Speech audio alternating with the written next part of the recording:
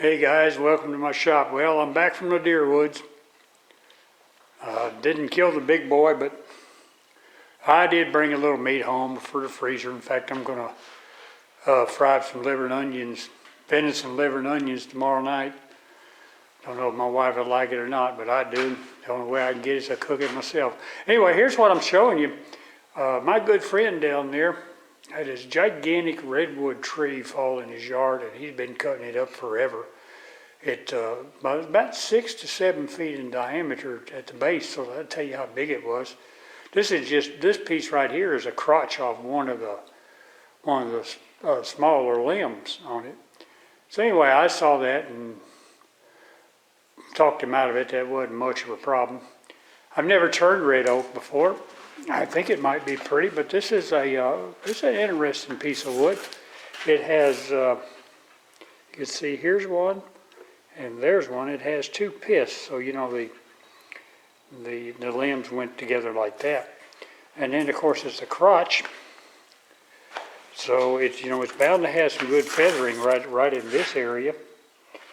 And it's really pretty dry because it's been sitting here 4 or 5 days and it hasn't cracked on the ends.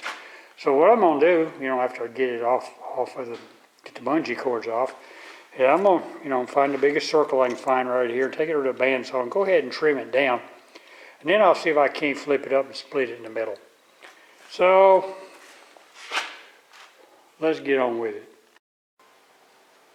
I took it outside and used a chainsaw, split it in half, and then I'm trying to decide how I want to do it. My first thought was, because this bark seems like it's pretty good, was to make a real nice natural edge bowl. But then I looked at it, and you see right here, all the way down through the center, and as you can see this other half, it only goes this deep. So if you made a natural edge, this would be the bottom, and it probably would have a weak spot or crack across there. So just going to make a traditional bowl. This will be the top, and that means I'll be cutting all this out. And hopefully, it doesn't go, much further than that. It'll make a 3-inch bowl or so forth. I'll get 2 of them out of it. You notice right here, if I can get it here, it's somewhat punky right in this area. It does have some spalting. This was a great big old dead tree. But I can see where it gets the name red oak. It's got a little red color in there. So what I'm going to do is I'm going to go ahead and lay this out, lay a circle out right here, put me a faceplate right there after I get it cut naturally, and commence turning. So I'm going to go ahead and mark it, take it to chainsaw, whittle on it a while, and then I'll bring it back and we'll whirl it. Yeah, I got her whittled down to fairly round. It's still going to be bad out of balance because it's a lot thicker on this side than that side. And I checked it earlier. Turn this thing on here. There you go. And it was about 32%. Let me check it here now. Not too bad, really. 16 there. Yeah, 33 there. It's all about how hard you mash, I think. Let me check this. Yeah, 37 there, because you see that's softer wood. See, you come out here, about right in here, and we'll see what we got. Yeah, 37. You come right here where there's no void or nothing, it's 32. So we're talking about, need to get about 20% out of this thing somehow. We'll worry about that later. Okay. I'm using fairly long screws. And I've got my little center I made, and I drilled a hole, to accommodate that in there. And these are Torx head. And I shall commence to install them.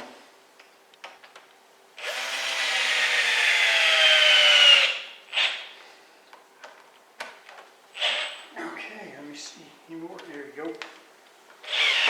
All right, we're in business, my friends. All right, let me get this on the lathe, and we'll see what we got.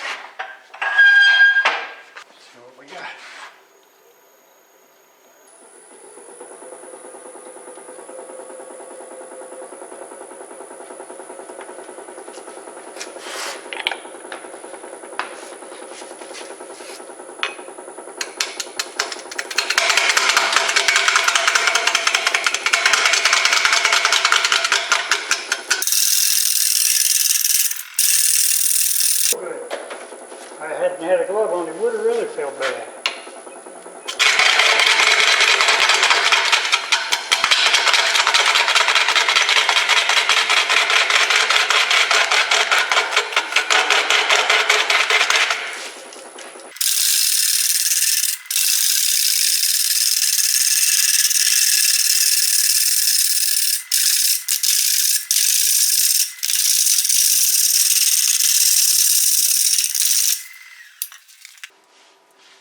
I'm going to come around the back side and straighten it out a little bit.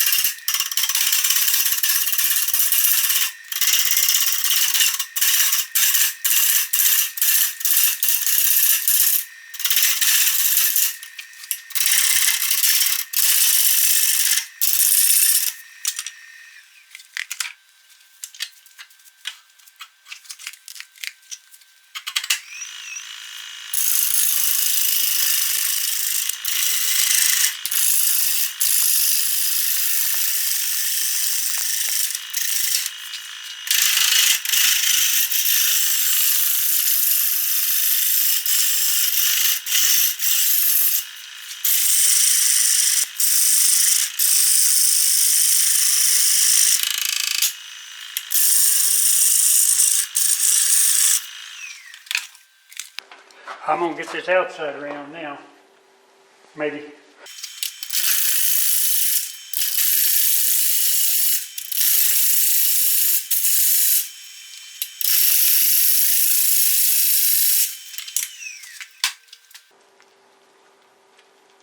A lot more punky than I thought it was. Ended up having to cut it down further than I thought to. Didn't realize it was that punky.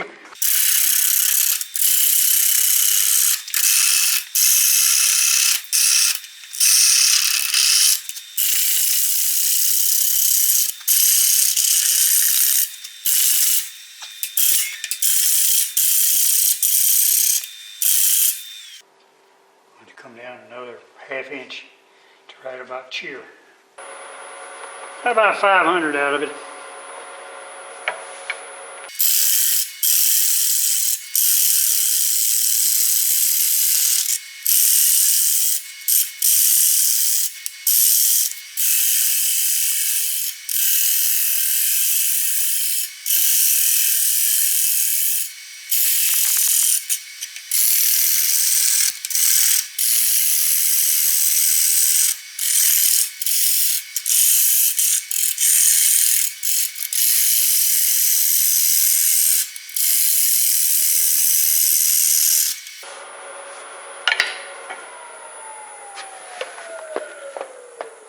Whoa, Betsy. Well, you know, I reckon that just might end up being party. I think I need to take some more right here. Need to bring it down to about, another inch or so on the edge. No big stepper.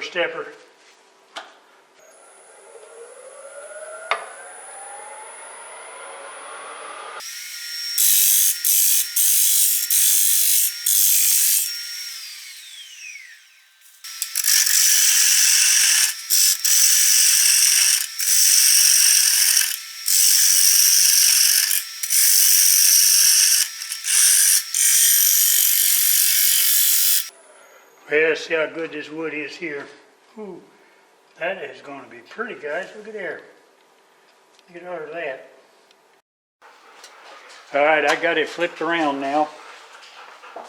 Got the chuck on it and the faceplate off. And now what I'm going to do is I'm going to drill a depth hole. And the way I determine that is I use these large calipers and I measure the total width of it, and I take an inch off of it. And that will be my depth hole. Okay, what I'm going to do now is I'm going to take and mark, if I can hold it, that is. I'm going to mark the depth that I want. Now you have to include this point. And I'm going to go that deep. So that's not going to, talk better about the cap in my mouth. It's not going to be a very deep bowl. It's going to be more of a platter. But that's okay, had to cut all that rot away. So what we got now, we're going to have a, ooh, keep rubbing it off on my hand. Won't have nothing, okay. Looks like we want to have about a 2.5 inch deep bowl.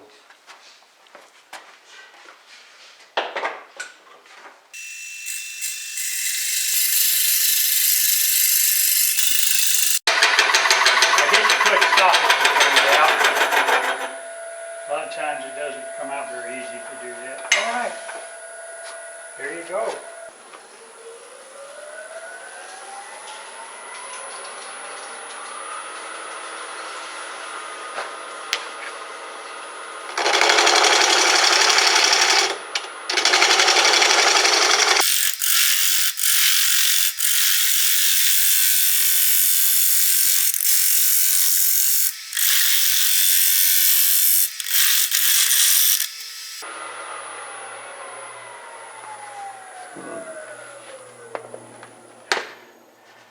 I like this bowl gouging, it's doing a good job, but it's just too light.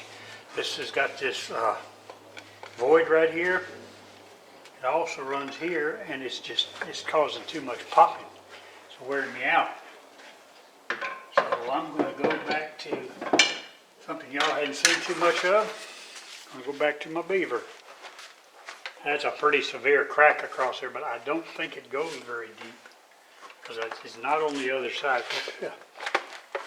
Sawdust in there. Now let's see, it only goes right to here, so I'm thinking I'm going to be all right once I get past it.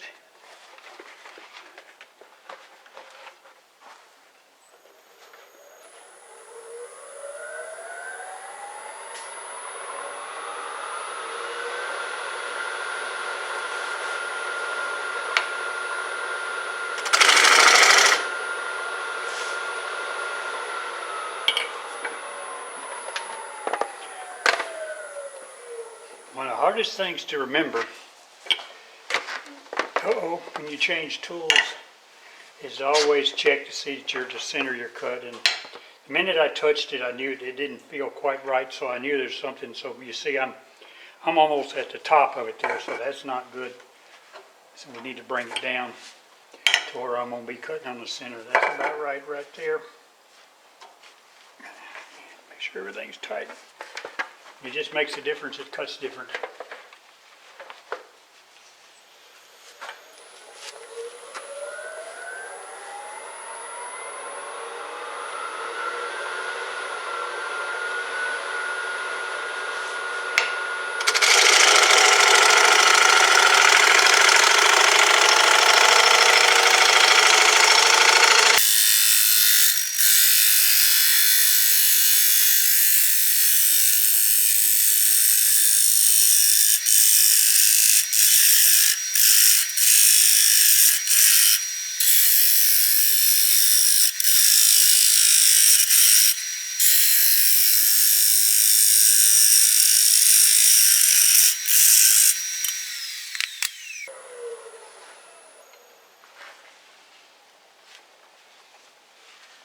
It's going to be pretty.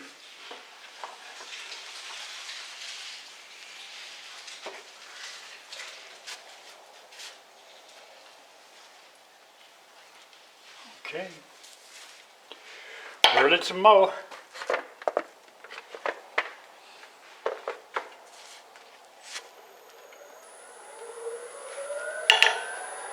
Check your center. I moved it so it could have moved. I'll bring it up there, bring it down, there we go.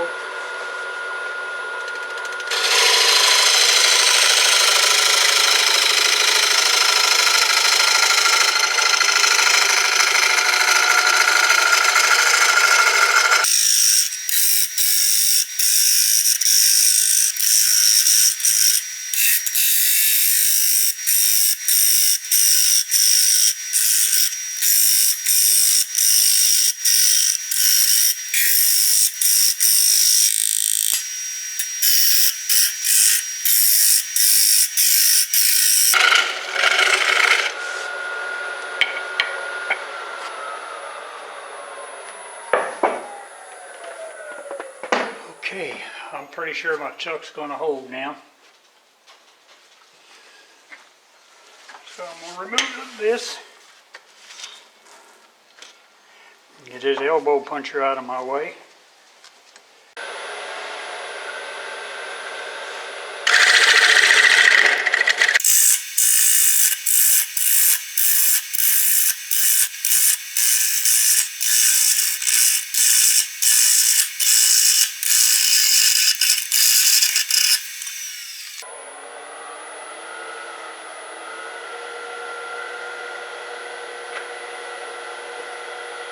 I'm whirling it just a little less than 800.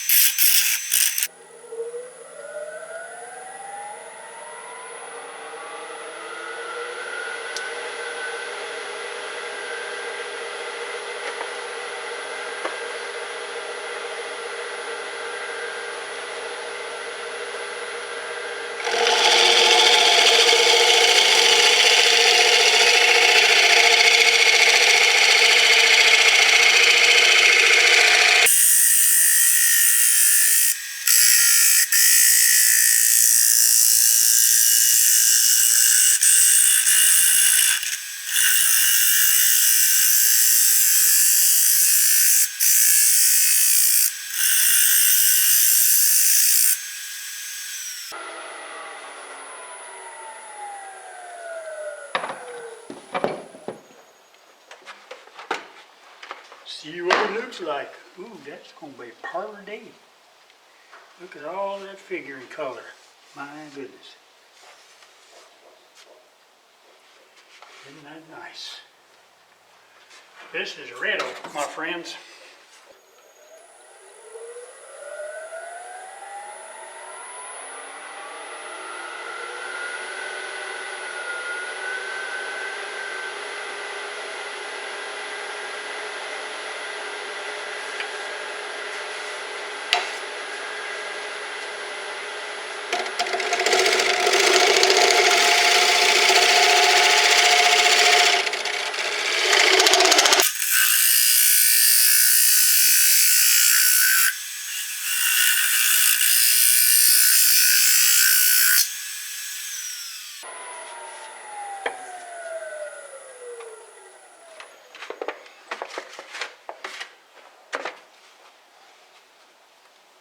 Very nice. I didn't hear it needs some, I'd use a round cutter to clean that out. Where'd it go? There it is. Hey, Dominic. Yeah. You ever see how pretty this is going to be, buddy?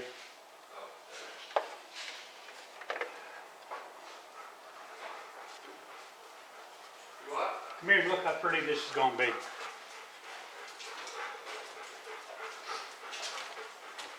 Oh, this way. There you go.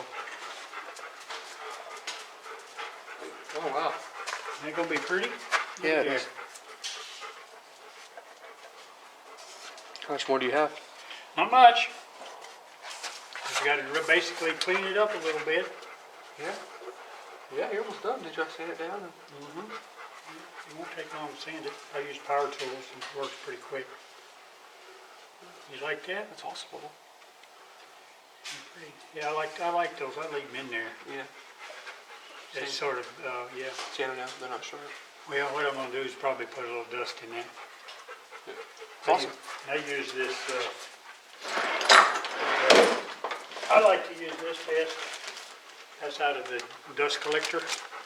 It's real fine, and it really gets down in there. You put a little bit of thin CA in there first, and before it has a chance to set up, you cram some of this in it. If it sets up, it won't stick to it. Okay. Right. So that don't take but a second. All right, let me get done. All right, take it down. All right.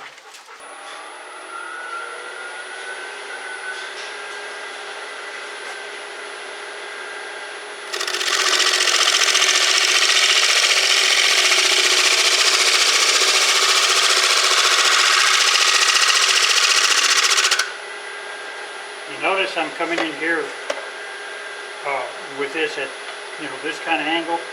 I got about a 45 in a shear foot. That pretty much takes care of that end grain real well. You want to come in here? At this kind of angle, I do it nice and slow.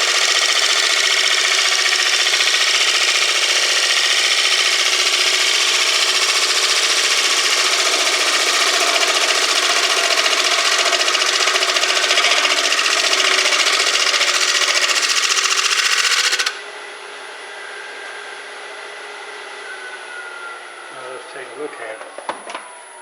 Now the downside on doing this right here is that it's real easy to leave tool marks. But you look, it cleaned it up pretty good right in there. So I got a couple places I'm gonna fix with some CA here, and we'll do our final cuts, and we'll put the sander to it. And we'll flip it around, get rid of that tenon. Then we'll let the boy have a lace. We'll put some sealer in it, wax sanding sealer. Let that dry, flip it around, cut the tenon off, a little sanding, and this puppy will be done. Except for final finishing, and like I've said many a time, I never totally finish a bowl until I'm done turning. I've had too many times spend a lot of time finishing the backside and start turning it and it blows apart on you.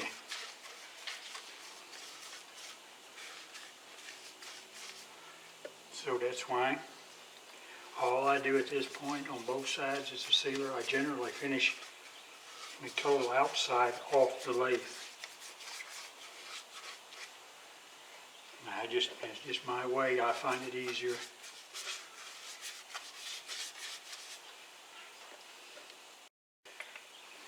In this particular hobby, there's about 50 ways of doing the same thing on anything you do. It's whatever works best for you is the way you should do it.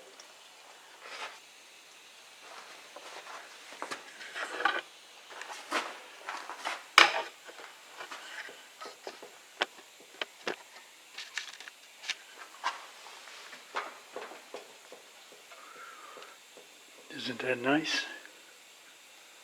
Both sides are nice. Okay, guys. When it dries, I'll come back and flip it around. We'll get that tenon off, and it'll be done. Except for maybe a little spraying. Sanding and spraying. Alright, I've got the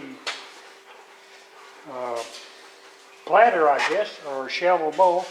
I've got it off the lathe. And I'm getting ready to cut the tenon off. Now here's the way I do it. I leave the chuck on and I put some of this kitchen shelving in here like this. Now you remember I told you that you needed that point right there, that hole, that center point. Well, here's why. Because it helps a lot. Bring this in here. What you want to do, you want to put that on your point and push it in right there. Okay? Here like that, and we'll see how bad it does.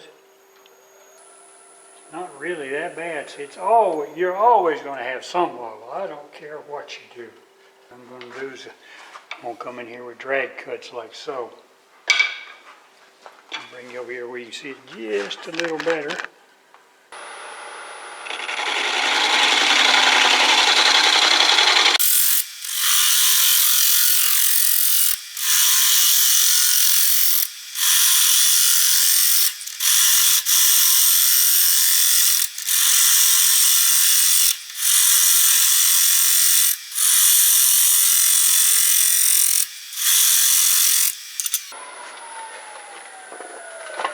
A little nub right there.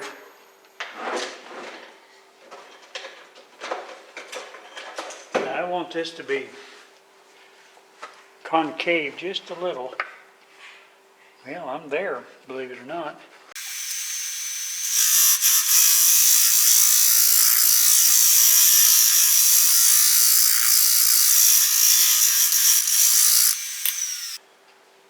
Now what I'm going to do is I'm going to come in here with this point tool.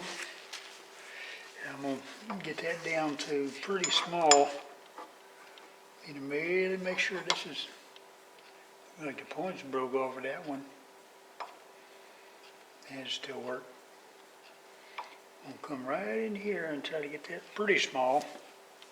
Save me a little work. Okay. Now, you wouldn't think I would need a face shield for this, but it's probably wise because, you know, things can fly loose, and I'd rather it hit me in the face shield than in the face. My face is ugly enough as it is. A little scarring wouldn't hurt, but dude, ain't gonna do no good either.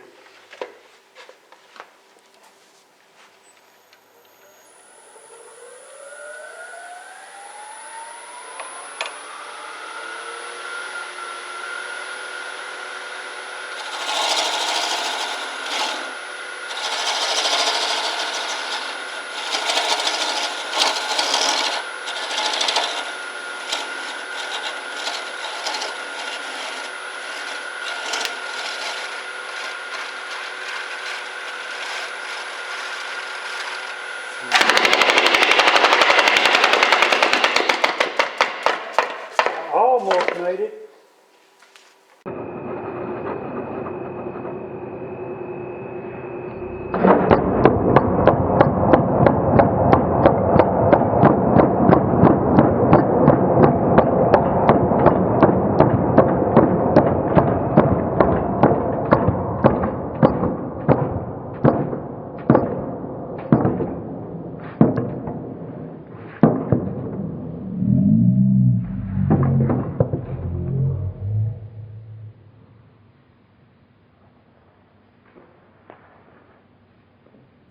Well, that was a lot of fun, wasn't it?